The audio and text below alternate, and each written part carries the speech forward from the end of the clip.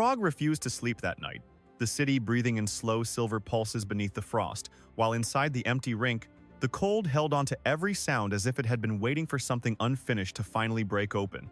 The gala had ended nearly an hour ago, the applause long dissolved into memory, yet the ice still carried traces of performance, shallow cuts, fading curves, and the ghostly shimmer of moments that had looked beautiful from a distance but felt far more dangerous up close. Ilia Malinin remained at center ice long after everyone else had disappeared, shoulders slightly tense, hands loose at his sides, replaying the night in fragments that had nothing to do with jumps, scores, or the weight of expectation. He kept returning to one detail he could not force into harmlessness, the warmth of Kaori's hand in his, the pause that had followed, and the way her eyes had met his with something calmer and deeper than surprise. He told himself it had only been a quiet moment between two people who understood pressure too well, but even that excuse sounded thin now, because whatever had passed between them had crossed some invisible line neither of them had named. He skated once around the rink without purpose, the blades whispering over the ice, and for the first time all week, the silence around him felt louder than any crowd he had ever performed for. A sound behind him sliced through the quiet with unnerving precision, sharp enough to make him stop immediately, and when he turned, the last person he had expected to see was already gliding toward him from the shadows. Alysa Liu moved like she had been part of the rink all along, controlled and elegant, but there was something in the set of her jaw, in the stillness of her expression, that told him this was not chance and not casual curiosity. She did not smile when she reached him, not truly, though something shaped like a smile touched her mouth for half a second before vanishing into something colder and far less forgiving.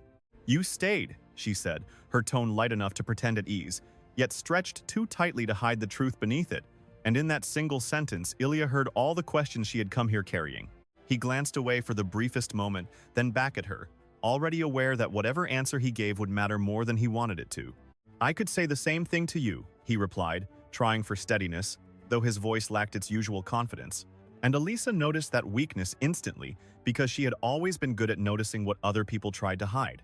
Her blades traced a slow circle around him, a movement too measured to be casual, each carve into the ice cleaner and sharper than necessary, as if she needed the control of motion to keep something far messier from spilling out. "I didn't think you were the type to linger after everything was over," she said, not looking at him at first, but at the lines her skates were making beneath the rink lights, especially not after a night like this. Ilia exhaled slowly, already sensing that this conversation had begun much earlier than now, perhaps long before either of them had stepped onto the ice tonight, and he hated how unprepared he suddenly felt. "I wasn't," he admitted, and honesty, stripped of defense, only made the air between them feel more dangerous. Alisa stopped directly in front of him then, close enough that he could see the faint shine in her eyes, close enough that the usual comfort between them felt replaced by something brittle and unfamiliar. "That's what I thought," she said softly, and the softness hurt more than anger would have. He wanted to ask what she meant, but the answer was already there, hovering between them. And what unsettled him most was not that she knew something, but how long she might have known it. For a moment, neither of them moved, and the rink seemed to narrow around them, every light suddenly too bright, every breath too visible, the entire arena becoming a stage stripped of applause and left only with consequence. Then Alisa laughed quietly, though there was no amusement in it, only disbelief sharpened into something survivable. "I saw you," she said. Ilia's body went still in a way that had nothing to do with discipline or control, and Alisa caught that too, the immediate silence of someone who had just realized the truth had outrun him. She tilted her head slightly, eyes fixed on him now, refusing to let him retreat into vagueness or confusion or one more carefully incomplete answer. "Not just tonight," she continued, each word deliberate, though tonight made it impossible to keep pretending I didn't understand what I was looking at. He swallowed, not because he had no response, but because every possible response already felt insufficient before it reached his mouth. "Alisa." "No," she cut in, not loudly, but with a calm that felt far more final than shouting ever could have. "Don't do that thing where you make it sound smaller than it is." The words landed harder than he expected, perhaps because she was right, or perhaps because some part of him had already been preparing to soften it into something harmless, something manageable, something that would not force him to look at himself too clearly. She skated past him by half a step, then turned back, arms folded loosely across herself, though the gesture looked less like comfort and more like containment. "You want to know the worst part?" she asked. "It wasn't the hand or the way you looked at her or the fact that you stayed behind because of her." Ilia said nothing. "The worst part," Alysa went on, voice tightening now despite her effort to keep it level, was realizing you've never looked at me like that. Not once. Not even accidentally. Something in his expression shifted then, the instinctive flicker of guilt, and Alysa's smile returned for a second, thinner this time, almost cruel in its sadness. There it is, she murmured. That face. So you do understand. Before Ilia could answer, the heavy rink doors opened again, the sound echoing through the empty arena like a cue no one had wanted but everyone had been expecting. Both of them turned toward the entrance, and Kaori Sakamoto stepped back onto the ice with the quiet steadiness of someone who had almost left, almost chosen distance, and then understood that leaving would not stop the truth already moving toward her. She wore her jacket loosely over her costume now, hair slightly undone, cheeks still pink from the cold outside, but there was nothing uncertain in the way she looked from Alysa to Ilia and took in the tension instantly.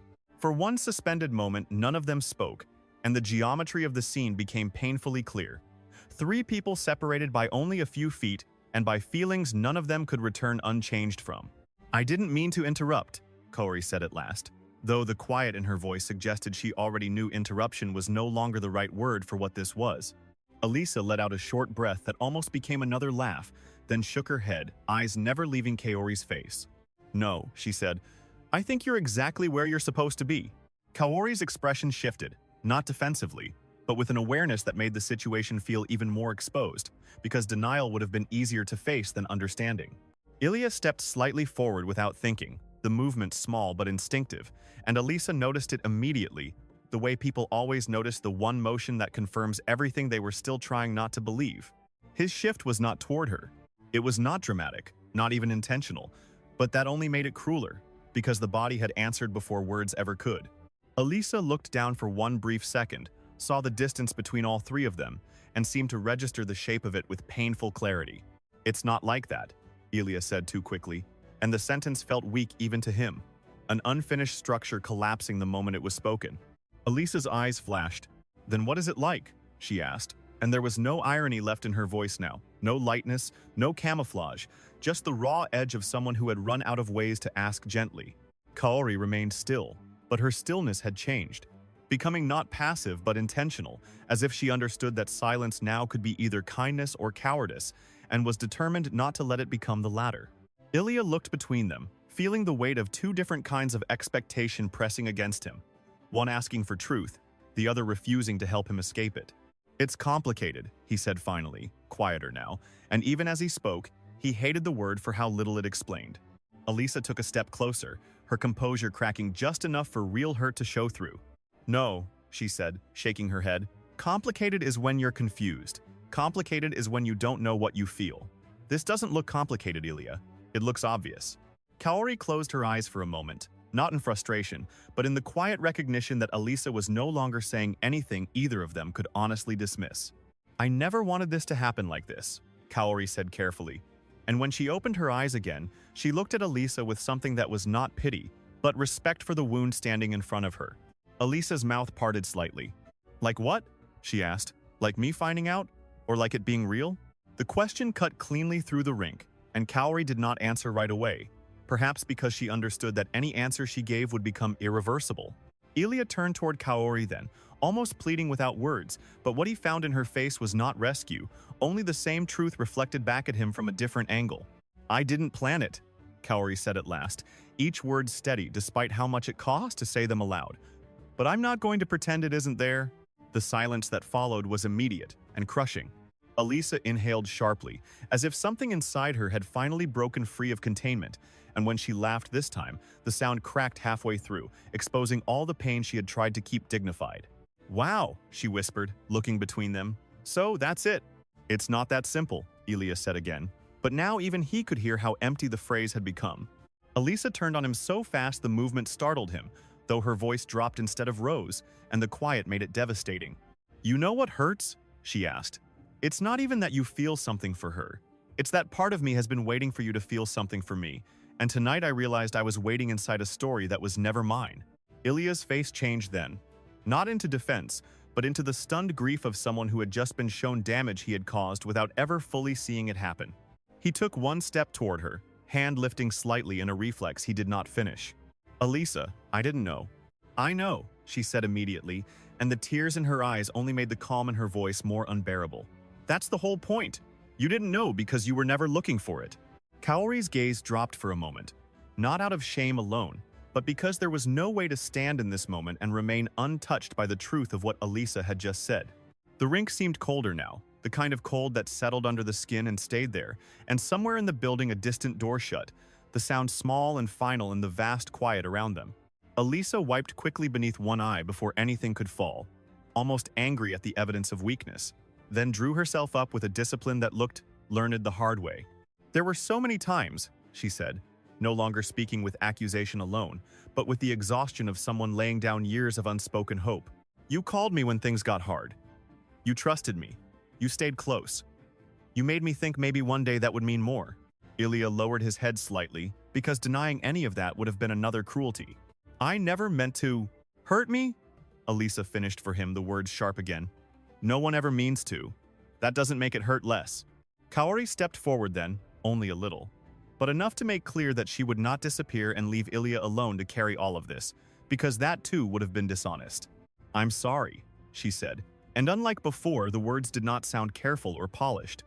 They sounded human, stripped down, sincere, and therefore heavier. Alisa looked at her for a long moment, eyes bright, expression unreadable. I believe you, she said. That's what makes this worse. No one moved. Then Alisa looked back at Ilia, and what remained in her expression was not fury now, but something sadder and more finished. If I walk away right now, she asked, voice almost steady again, would you stop me? The question hit him with terrifying precision, because for the first time all night, the answer could not be hidden inside complexity or timing or confusion. He opened his mouth. Nothing came out. It lasted only a second, maybe less, but in that silence the truth made its choice for him. Alisa nodded once, slowly, as if some final uncertainty had just settled into certainty at last. Yeah, she said quietly. That's what I thought. She turned then, blades cutting a clean path across the ice, and the sound of them was unbearable in its composure, because she was leaving with the same control she had arrived with, only now, everyone knew what it had cost her to keep it. Ilia moved half an inch forward on instinct, then stopped. Kaori did not reach for him. Alisa did not look back. By the time the doors closed behind her, the rink felt larger than before, emptier in a way that had nothing to do with space and everything to do with what had just been lost without ever being fully held. Ilia stood motionless, staring at the place where she had disappeared, the silence around him no longer peaceful but accusatory, and for the first time that night, he understood that not choosing was still a choice, and sometimes the cruelest one. Kaori remained a few feet away, close enough to matter, too far to call this victory, because whatever truth had finally surfaced between them had not arrived cleanly, and neither of them could pretend otherwise now. Neither of them spoke. The ice beneath their skates reflected the overhead lights in fractured lines, 3 sets of marks crossing, colliding, and breaking away from one another, already beginning to fade under the cold shine of the empty rink. And somewhere beyond the glass, Prague kept breathing through the dark as if nothing had changed, while inside everything had